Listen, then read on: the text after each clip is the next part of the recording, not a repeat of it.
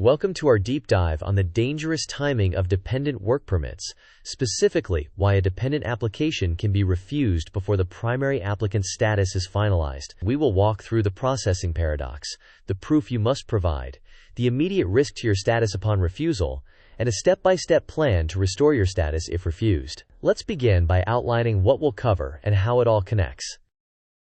Here is today's agenda. First, we will unpack the processing paradox and how dependent files may be decided before the primary. Next, we will explain the exact proof officers look for. Then, we will address the immediate risks that arise upon refusal, followed by the step-by-step restoration process. After that, we will use a practical checklist and wrap up with quick quizzes to ensure you understand the key points. Before we move forward, a quick but essential disclaimer. This content is for general informational purposes only and does not constitute legal advice. Immigration rules change, and your situation may be unique. Therefore, confirm details on official government websites and consider consulting a licensed immigration professional. Now, with that foundation set, let's move into the processing paradox. Let's clarify the processing paradox. Many applicants assume applications are reviewed in sequence, but officers can review in any order. Your dependent application stands on its own and must prove the spouse's current eligibility at the time the officer opens your file. If the officer does not see definitive proof, such as the spouse's current employment details or verified status, they can refuse your application immediately, even if the primary application is still under review. As we transition, this leads directly to the documentation standards you must meet. Here are the most frequent reasons dependent applications are refused. First, applicants often fail to include recent pay stubs, a robust employment letter confirming the spouse's role and occupation classification, or submit outdated documents. Another common mistake is assuming that a receipt for the PGWP application is sufficient proof. It is not. Additionally, some applications fail to connect the spouse's job to the eligibility criteria for the dependent work permit. Finally, explanation letters that fail to clearly tie evidence to the legal requirements often contribute to refusals. Next, let's turn these pitfalls into a concrete checklist you can follow. Use this checklist to assemble a strong application. Include a recent employment letter that clearly states the job title, classification, full-time status, start date, and contact information. Provide at least 3 consecutive pay stubs that are easy to read and show the employer name, dates, hours, and earnings. Add the current employment contract or offer, making sure it reflects the situation today. If relevant, include proof of the primary applicant's status, such as a PGWP approval, rather than just the receipt. Finally, add an explanation letter that explicitly connects each document to the regulatory requirement. Now, to visualize timing risks, let's move to a timeline of the restoration window. This timeline shows the strict 90-day restoration window. Day 0 is the day you receive the refusal.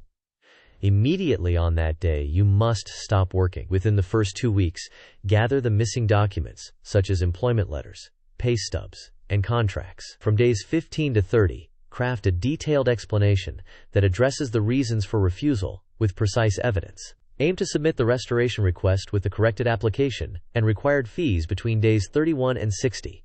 Between days 61 and 90, monitor for any communications and ensure no deadlines are missed. After day 90, if you have not submitted, you are outside the restoration window and may be required to leave unless another valid status applies. Next, we will turn this into a step-by-step action plan. Here are your immediate steps if refused. First, stop working the moment you receive the refusal notification. Second, read the refusal letter carefully and list each deficiency cited by the officer. Third, collect the missing or stronger proof, such as a recent employment letter, 3 consecutive pay stubs, the employment contract, and any status documents. Fourth, prepare a detailed explanation letter that directly addresses each refusal ground with the corresponding evidence. Fifth, pay the restoration fee in addition to the new application fees. Sixth, submit a complete restoration application within 90 days of refusal. Seventh, closely monitor your account and respond promptly to any requests. Finally, do not resume working until you have received a new, approved work permit. With the action steps in mind, let's contrast 2 common timing strategies. Let's compare two strategies. Applying concurrently can be faster for the family overall and may lead to decisions close together, but it carries a higher risk that the dependent is refused first if the proof is not strong. This increases the likelihood of status loss and restoration costs. By contrast, waiting until the primary applicant's status and employment evidence are robust reduces refusal risk and often makes the dependent approval smoother, but it requires patience and delays the dependent's ability to apply. Now, let's zoom in on the most critical status pitfalls to avoid. Here are the status pitfalls to avoid. A refusal immediately ends any implied status, and you must stop working at once. Continuing to work after refusal is unauthorized and can severely harm future immigration applications. Restoration is not automatic. It must be earned with a correct and complete package. Do not resume work until you have an approved permit in hand. Keep time-stamped evidence of when you stopped working to demonstrate compliance. Next, let's test your understanding with a quick quiz. Question: what event triggers the immediate loss of your right to work as a dependent? Options are A, when your spouse changes jobs, B, when you receive a refusal on your dependent permit, C, when your spouse applies for a post-graduation work permit, or D, when your passport expires. You may pause the video now to think about the answer. We will discuss the answer in the next section of the video.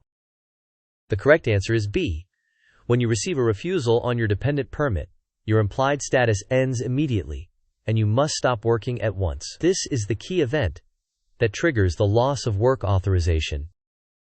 Question: within how many days must a status restoration be submitted after refusal? Options are A, 30 days, B, 60 days, C, 90 days, or D, 120 days. You may pause the video now to think about the answer. We will discuss the answer in the next section of the video. The correct answer is C.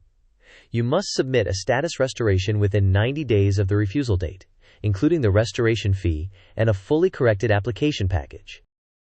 This mind map places a strong dependent work permit application at the center. One branch is primary status, which includes proof such as the primary applicant's approval or other status documentation. Another branch is employment evidence, consisting of a detailed employment letter listing the job classification and status, 3 recent pay stubs, and the employment contract. The timing branch emphasizes that documents must be recent and valid at the time the officer reviews the file. The explanation letter branch connects each piece of evidence to the relevant rules and addresses any previous refusal reasons. Finally, the compliance branch highlights the obligations to stop working upon refusal and to file restoration within the 90-day window. With the evidence architecture clear, let's consolidate the main takeaways. These are the key takeaways. Files are not processed in a predetermined order, so the dependent file may be decided first. Your proof must show that your spouse currently meets the employment eligibility criteria. Receipts alone are not sufficient. A refusal immediately ends implied status, requiring you to stop working. Restoration is time-sensitive, must be filed within 90 days, and needs extra fees and a corrected, complete package. Finally, a strong explanation letter should directly address the officer's concerns and tie each document to the rule. Here are practical, immediately usable tips. First, build a living evidence folder that always contains your latest 3 pay stubs and a current employment letter, refreshing documents roughly every 30 to 60 days. Second, draft an explanation letter that uses clear headings for eligibility, evidence, the officer's concerns, and your responses, and cite exact document names and dates. Third, pre-plan restoration by keeping a checklist and calendar reminders for the 90-day window, and save proof that you stopped working immediately upon refusal, such as emails to human resources or timekeeping logs. As we close, let's summarize the entire journey.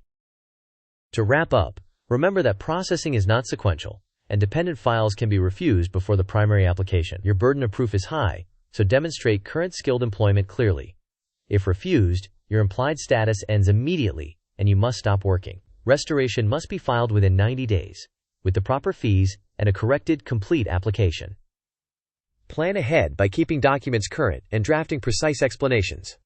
Finally, here's our closing note. Thanks for watching. If this helped you navigate dependent work permits and restoration timing, please like, share, and subscribe. Tell us in the comments what topics you want covered next and any challenges you are facing. Your feedback helps us serve you better.